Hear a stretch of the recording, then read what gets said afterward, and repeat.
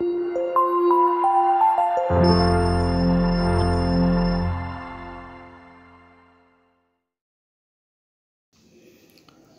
विद्यार्थियों, आपका स्वागत है एजुकेशन प्लेनेट नौहर चैनल पर। और आज का हमारा टॉपिक है वैदिक गणित। और वैदिक गणित में हम आज सूत्र एकाधिकेन पूर्वेण इसकी हम जानकारी करेंगे। आप जानते हैं वैदिक गणित भारत का एक प्राचीन गणित है और गणित की गणनाओं को तेज़ी से करने के लिए यानी कि फास्ट कैलकुलेशन के लिए वैदिक गणित का उपयोग आज बहुत ज़्यादा किया जा रहा है। तो हम स्टेप बाय स्टेप वैदिक गणित के सूत्रों के बारे में जानकारी करेंगे। तो हमारा जो आज का पहला चैप्टर है इसमें हम एकाधिकेन पूर्वेण, एक ये प्रारंभिक सूत्र है, इसकी हम बात करते हैं। तो देखिए, सूत्र है एकाधिकेन पूर्वेण। तो ये जो सूत्र है इसमें सबसे पहले इस सूत्र के नाम की चर्चा करते हैं। एकाधिकेन पूर्वेण, इसमें दो शब्द हैं। एक तो शब्द है एकाधिक और दूसरा है पूर्व। जैसा कि शब्द से ही हमें पता लग रहा है, एकाधिक का मतलब होता है एक अधिक। जैसे एक का एकाधिक, तो इसका मतलब एक प्लस एक, यानी जो जिस भी अंक का एकाधिक होगा तो उसमें एक जोड़ना है हमें। तो एक का एकाधिक हो गया एक प्लस एक बराबर दो। ऐसे ही दो का एकाधिक हो जाएगा दो प्लस एक बराबर तीन। तो अब ये बात आपको क्लियर हो गई। एकाधिक का मतलब होता है एक अधिक। अब जिस संख्या का एकाधिक करना होता है तो उस संख्या के इकाई अंक के ऊपर एक बिंदु लगा देते हैं, और ये जो बिंदु लगाते हैं इस चिन्ह को कहते हैं हम एकाधिक चिन्ह। जैसे मान लीजिए हमें ये संख्या 6 है, 6 के हमें एकाधिक करना है, तो 6 के ऊपर हम एक बिंदु लगा देंगे। अब ये जो 6 के ऊपर एक बिंदु लगा हुआ है जिसका नाम एकाधिक चिन्ह होता है, तो इसका अर्थ होगा 6 प्लस 1 बराबर 7। तो आगे बढ़ते हैं। ये बिल्कुल ही आसान होती है, स्टेप बाय स्टेप आप सीखेंगे तो वैदिक गणित आपके लिए कोई भी समस्या नहीं रहेगी, आप अच्छी प्रकार से इसको समझ जाएंगे। अब देखिए आगे बढ़ते हैं। जैसे 3 का एकाधिक, तो ये 3 के ऊपर हमने बिंदु लगा दिया यानी एकाधिक चिन्ह लगा दिया, तो इसका मतलब हो गया 3 प्लस 1 ये बराबर हो गया 4। अब जैसे अब आगे अंक लिखे पड़े हैं 2, 16 का एकाधिक। अब इसमें दोनों में से किसी भी अंक का एकाधिक हो सकता है, लेकिन अगर यदि कोई अंक नहीं बताया हुआ है तो जो इकाई का अंक है उसी को मानेंगे हम। जैसे 16 का एकाधिक, तो इसमें इकाई का अंक 6 है, तो 6 के ऊपर एकाधिक का चिन्ह लगेगा। तो 6 का बन गया एकाधिक चिन्ह लगने से 7, तो नया अंक बन जाएगा 16 प्लस 1 17। अब देखिए, यदि संख्या में किसी अंक का एकाधिक ज्ञात करना हो तो उस अंक पर एकाधिक चिन्ह लगा देते हैं, और ये चिन्ह एक इस प्रकार से बिंदु लगता है। हमने पहले बात की थी 6 का एकाधिक, 6 के ऊपर ये बिंदु लगा दिया। अब ये बिंदु लगे हुए अंक का मतलब होता है कि ये 6 की जगह 7 पढ़ोगे आप इसको, इसमें एक अंक की वृद्धि हो गई। अब जैसे 32 में अंक 3 का एकाधिक। अब 32 में यदि 2 का एकाधिक होता, 2 के ऊपर हम एकाधिक चिन्ह लगाते। अब 3 का एकाधिक है तो हम 3 के ऊपर चिन्ह लगाया। यदि हमने कोई बात नहीं कहते इसमें कि 32 में कौन से अंक का एकाधिक है, हम सीधा ही कहते 32 का एकाधिक, तो फिर 2 पर लगाते। यदि कोई अंक नहीं बताएंगे तो इकाई के अंक पर एकाधिक चिन्ह लगाएंगे, और अगर अंक बता दिया है तो उसी अंक पर लगाएंगे। जैसे 32 में अंक 3 का एकाधिक, तो 3 के ऊपर हमने एकाधिक का चिन्ह लगा दिया, तो ये एकाधिक का चिन्ह लगते ही 3 की जगह ये 4 हो गया, तो नया अंक बन गया 4, और यहाँ इकाई का अंक 2 है ही, तो दहाई का अंक 4, इकाई का अंक 2, तो नया अंक बन गया 42। अब जैसे 68 में 6 का एकाधिक।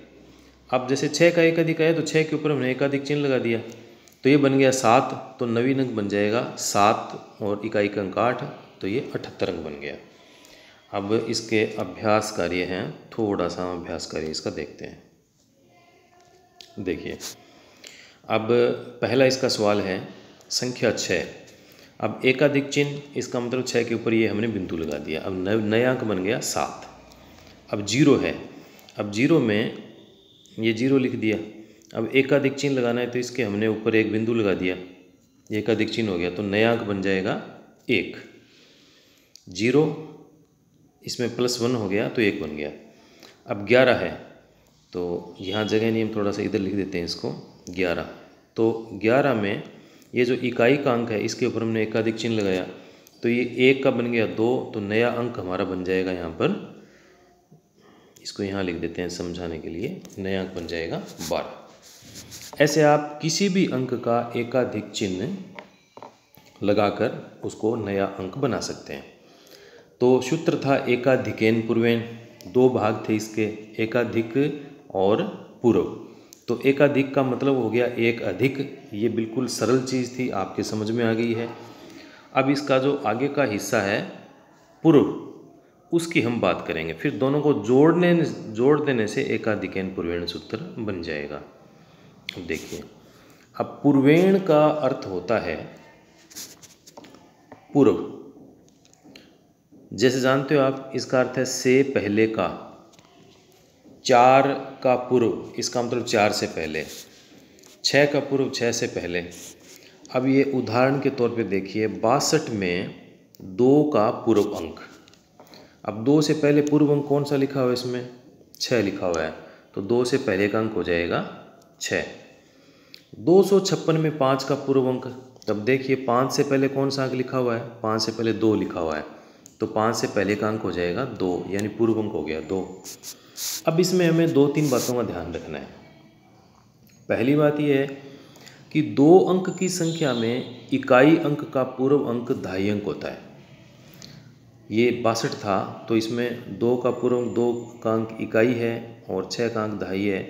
तो यदि 2 अंक की संख्या है तो इकाई का अंक पूर्व अंक धाई अंक होता है, और यदि 3 अंक की संख्या है तो धाई अंक का पूर्व अंक सैकड़े का अंक होता है। यानी एक हम पीछे चलते रहेंगे, जिस प्रकार से हम गिनती करते हैं इकाई, धाई, सैकड़ा, 1000, 10,000, उसी प्रकार से हम पीछे बढ़ते रहेंगे।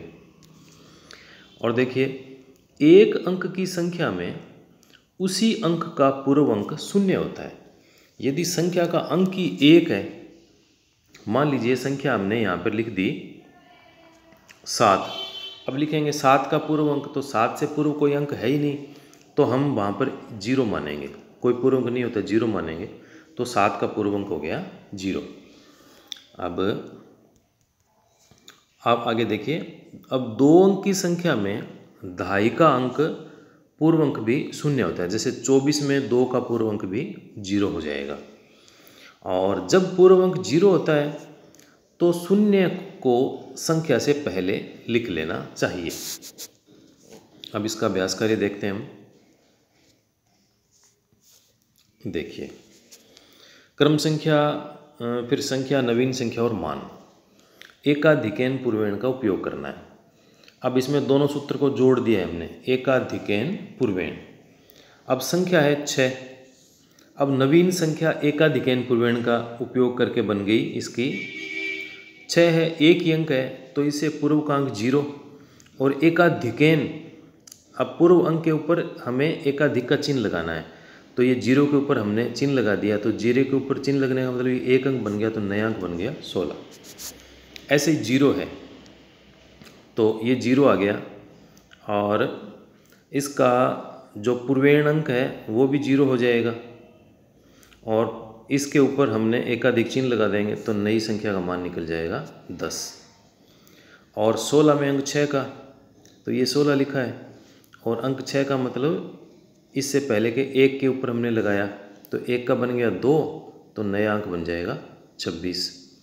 ऐसे 526 में अंक 6 का, तो 6 से पहले का अंक 2 है, तो ये देखिए 526, तो पहले का अंक 2 है तो हमने 2 के ऊपर लगाया, तो 2 का बन गया 3, तो नया अंक बन जाएगा 536।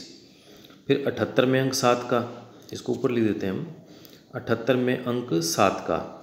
अब देखिए, इसको यहाँ लिख देते हैं, ये 78 है, इसमें अंक 7 का करना है, तो 7 से पहले कोई अंक है नहीं, तो हमने 0 लिख दिया, और 0 के ऊपर हमने एकाधिक चिन्ह लगा दिया, तो नया अंक बन जाएगा 178।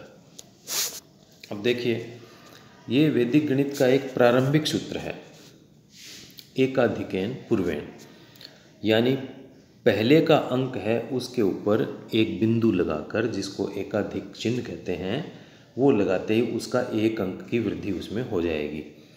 तो ये अभ्यास कार्य के द्वारा निश्चित रूप से आपको ये समझ में आ गया होगा और ये वैदिक गणित का आधार है। ये चीज़ आपको यदि बिल्कुल समझ में आ गई है तो फिर इसी के आधार पे इसके और बहुत से सूत्र हैं। इसके बाद में परमित्र अंक आएगा, फिर इसके कोई जोड़ने की क्रियाएं आएगी, घटाव की क्रिया आएगी, गुणा की क्रिया आएगी। तो उसको हम स्टेप बाय स्टेप इसको आगे बढ़ाएंगे। ये जितना आपने आज ध्यान किया है, सीखा है, उसका थोड़ा बार बार अभ्यास करके अच्छी प्रकार से आप इसको पक्का कर लीजिए। उसके बाद में हम नेक्स्ट स्टेप में इससे आगे वाला परमित्र अंक है और जो अन्य इसके बिंदु है उसके बारे में हम बातचीत करेंगे, उनको हम सीखेंगे।